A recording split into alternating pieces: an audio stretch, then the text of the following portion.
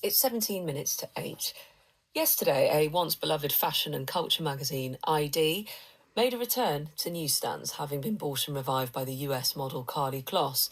And it marks a trend for some people, including a whole section of younger readers, running back towards magazines and away from doom scrolling on their phones. Some are making the comparison between the love of vinyl over streaming music, but do expect some price inflation as the median price for an independent magazine hovers around the £15 mark. Not all, but that is a bit of an insight into what's going on with this market. Let's hear a bit more from Bella Robathan, who's a shop manager of Mag Culture, which is a magazine shop and an online journal in London, and Charlie Baker, editor of, I think it's now 6 years old, the indie quarterly The Fence magazine, which focuses on life in the UK and Ireland. Welcome to you both. Bella, are you happy to see ID Mag return?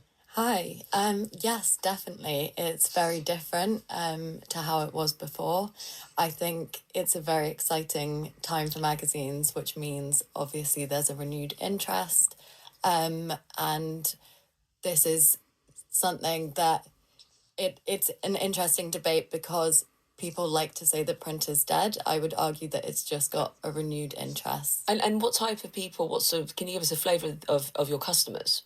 Yes, so we have a very diverse audience. People come in for all sorts of different magazines, and that usually reflects the on the demographic. So we have some weekly newspapers, and they tend to have a more longer term following. And then we also have fashion magazines and arts magazines, queer magazines, sports magazines, basically any niche you can think of. Well, this is probably music to your ears, Charlie. Hello, good morning. Charlie, hello, have we got you there? Yes, good morning. Good, hello. What spirit are you trying to capture in The Fence? I recently discovered your magazine myself. Well, we're trying to hark back to Graydon Carter's Spy magazine from the 1980s. That's our big influence, but also The Face and Private Eye in the present day, which is still doing incredibly well. And yes, as Bella said, Private Eye is a great example of a print magazine that I think is reaching ever higher circulation numbers. So I would agree with her statement that, there's just renewed interest. It's never really died. The interest may not have died, but a lot of the business model became very challenging indeed. How are you navigating that?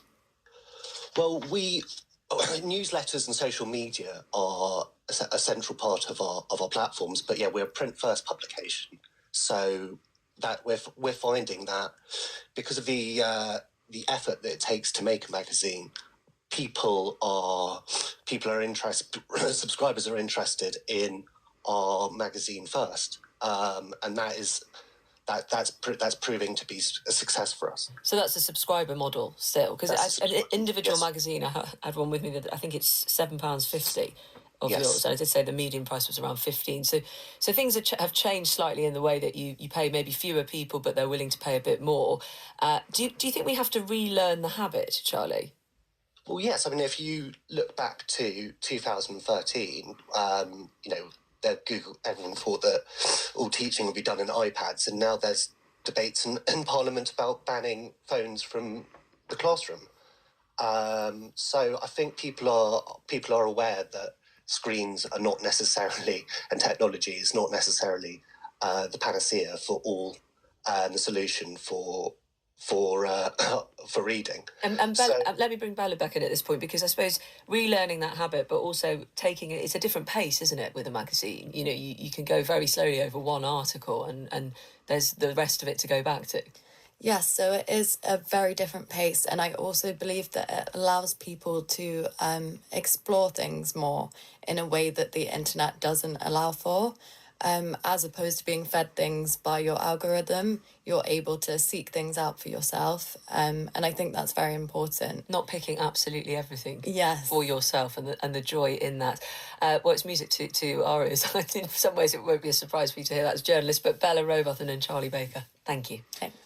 And that brings us to 13 minutes to 8, time for Thought for the Day. The speaker here in the studio this morning is Regin Brooke, the writer. Good morning, Regin.